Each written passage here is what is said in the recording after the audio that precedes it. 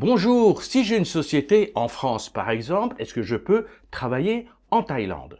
Ça, c'est le premier message que j'ai reçu par email. Il y a un autre message que j'ai reçu dernièrement, c'est dire, mais Olivier, tu reçois des revenus par YouTube, donc tu travailles illégalement. Et oui, je confirme, les youtubeurs en Thaïlande travaillent de manière illégale. Je vous explique ça tout de suite dans cette vidéo et avant ça, je me fais un petit plaisir que j'ai laissé tomber depuis des années. On envoie directement le top générique.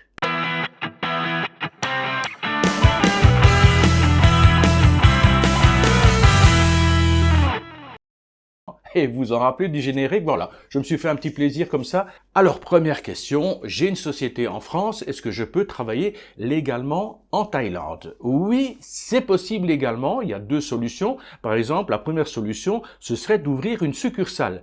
Alors, au niveau de la succursale, arrêtez de rêver, laissez tomber. Les conditions d'admission pour ouvrir une succursale en Thaïlande sont tout simplement démentielles. Donc, il vaut mieux ouvrir sa société que de passer par une combine de succursales. Si vous voulez vraiment savoir de quoi il s'agit, comment on fait, j'ai fait tout un article sur la succursale. C'est sur mon blog. Vous trouverez le lien en bas dans la description. La deuxième solution, ce serait le portage salarial. C'est-à-dire que vous allez passer par une société dédiée qui va vous donner un permis de travail, qui va vous donner un visa, qui va s'occuper de votre comptabilité, qui va s'occuper des taxes, des impôts. Ils vont s'occuper de tout. Tout ce que vous avez à faire, soit la société qui est en France envoie directement le salaire à cette société qui va se charger, moyennant des frais, de donner une partie du salaire, de payer toutes les charges qu'il y a à faire. Ou si vous êtes digital nomade, une des solutions, c'est que toutes vos factures passeront par eux et ils prendront automatiquement une commission. Donc déjà, en tant que digital nomade, si vous passez par ce type de société, il faut déjà que vous ayez un revenu minimum garanti d'environ 2500 $ par mois. Sachant que sur les 2500, là, ils vont commencer à se servir pour payer les taxes et les impôts, pour leurs petites commissions, pour les frais de visa, les frais d'assurance, les frais de ceci, les frais de cela. Donc au final, il reste pas grand-chose. Olivier, alors quelle est la troisième solution? Le gars me dit, j'ai bien vu des sociétés qui vendent des formations, qui vendent des produits, des services, qui sont basés en Thaïlande. Enfin, tout est fait depuis la Thaïlande et je vois que leurs sociétés ne sont pas en Thaïlande. Ils ont des sociétés en Estonie, en Irlande, à Chypre, à Malte, que sais-je encore. Enfin bref, ils ne sont pas enregistrés en tant que société en Thaïlande et pourtant, ils y travaillent. Comment font-ils? Eh bien, s'ils n'utilisent pas les deux premières solutions, ça veut dire qu'ils travaillent tout à fait illégalement.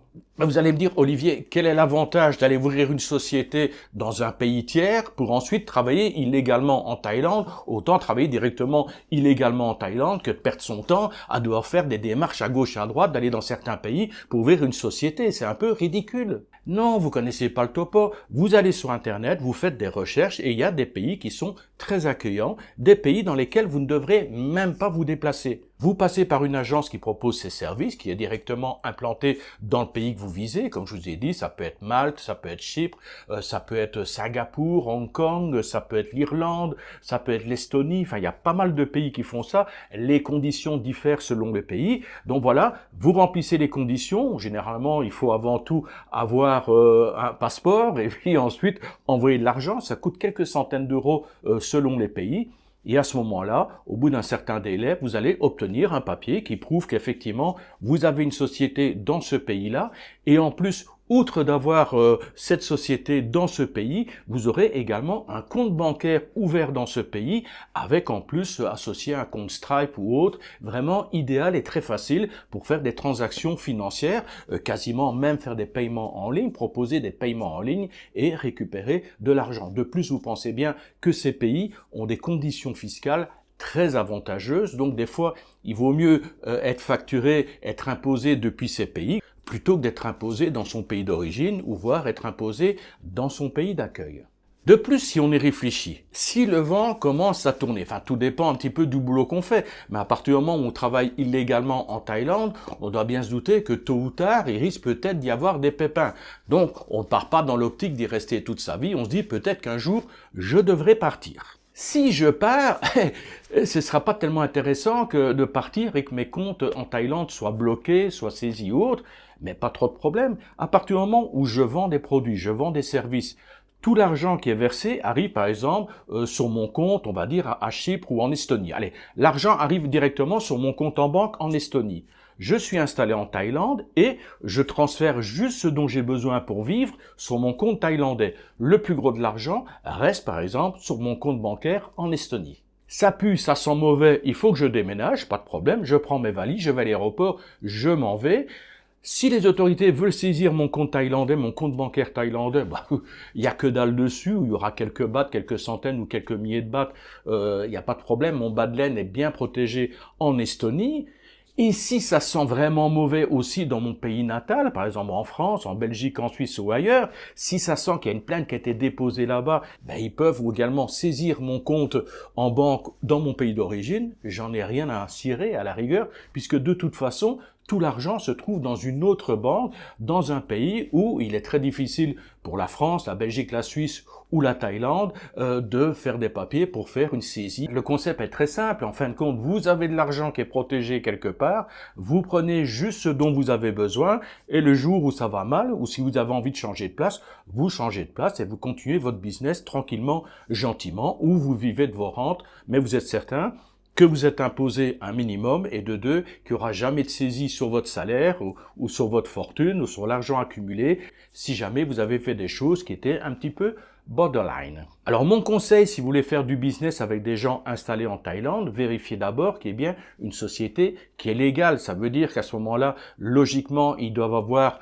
en bas de site internet, il doit avoir des références sur leur adresse. Il faut déjà avoir une adresse parce que franchement, faire du business avec des gens sur lesquels il y a juste un contact par email, mais il n'y a aucune adresse possible pour retrouver la personne. Et surtout, il n'y a pas d'identification fiscale. Vous avez monté une société, vous avez une activité légale en Thaïlande, vous avez une identification fiscale. Ça permet de vérifier qu'effectivement, la société est réelle et qu'elle existe bien, qu'elle est bien officielle en Thaïlande. Et ceci dit en passant, avant d'acheter quoi que ce soit, lisez toujours les conditions générales parce que vous risquez d'avoir des surprises entre ce qu'on appelle le tunnel de vente, les promesses, les rêves qui sont vendus et la réalité tout en petit dans les conditions de vente, il y a parfois une marge qui est énorme. Donc prenez le temps de bien tout lire si vous voulez être certain, par exemple, d'être remboursé, d'avoir accès à certains produits, certains services. Vous allez voir, il y a des petites annotations marquées en tout petit et vous allez vite déchanter.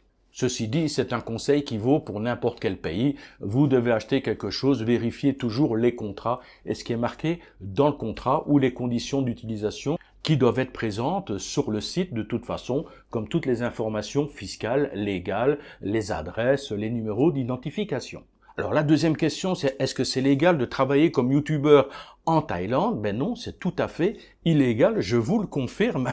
C'est vrai que ça peut inquiéter un petit peu. J'ai mis dernièrement dans mon post communautaire justement un message qui reprend l'expression d'un officier, d'un supérieur de l'immigration qui dit effectivement travailler comme youtubeur, ben c'est utiliser les images de la Thaïlande et à ce moment-là, c'est considéré comme un travail. Si vous n'avez pas un permis de travail, c'est un travail illégal. Mais bien sûr de rajouter, bon, pour l'instant, on laisse faire de toute façon parce que il y a aucun problème, on a d'autres choses à faire. Par contre, si un jour ça dérape, à ce moment-là, peut-être qu'ils vont durcir la loi par rapport aux youtubeurs, qu'il y aura certaines vérifications, comme c'était fait dernièrement pour la tiktokeuse qui a parlé de manière négative.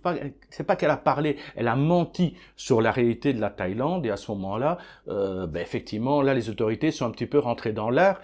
Et si ce genre de comportement revient régulièrement, où on essaye de faire du buzz en dénaturant l'image de la Thaïlande, ou en insistant en permanence sur une partie précise et négative de la Thaïlande, qui n'est absolument pas représentative de la Thaïlande, alors peut-être que là, les autorités, un jour, vont taper un petit peu sur les doigts, vont mettre le halte là, et vont peut-être imposer certaines règles aux youtubeurs.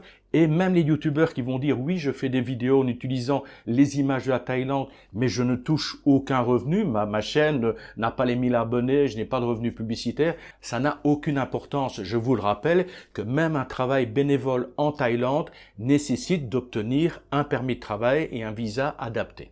Donc en conclusion, vous avez une société en France, non, vous ne pouvez pas débarquer en Thaïlande et commencer à bosser. Oui, c'est illégal d'être youtubeur en Thaïlande et pour l'instant on est tranquille, mais s'il y a des gens qui continuent à abuser, une minorité qui abuse et à détériorer l'image de la Thaïlande, tôt ou tard, la majorité va payer les pots cassés. C'est ce qui se passe systématiquement. Il y a déjà eu des durcissements par rapport au visa run, par rapport au visa retraité, et chaque fois, les durcissements viennent d'une minorité, et c'est la majorité qui paye les pots cassés. Si vous avez des questions, vous n'hésitez pas dans les commentaires. Vous savez que j'essaye systématiquement d'y répondre dans la mesure du possible. Et puis, je vous retrouve très bientôt, sans doute, ou plus tard, dans une semaine ou dans 15 jours. Non, c'est bientôt les fêtes. Enfin, on verra bien. On se retrouve tôt ou tard de nouveau sur cette chaîne. D'ici là, je vous présente toutes mes salutations tropicales des bords du Mékong. Et si on ne se voit pas d'ici là, à l'année prochaine.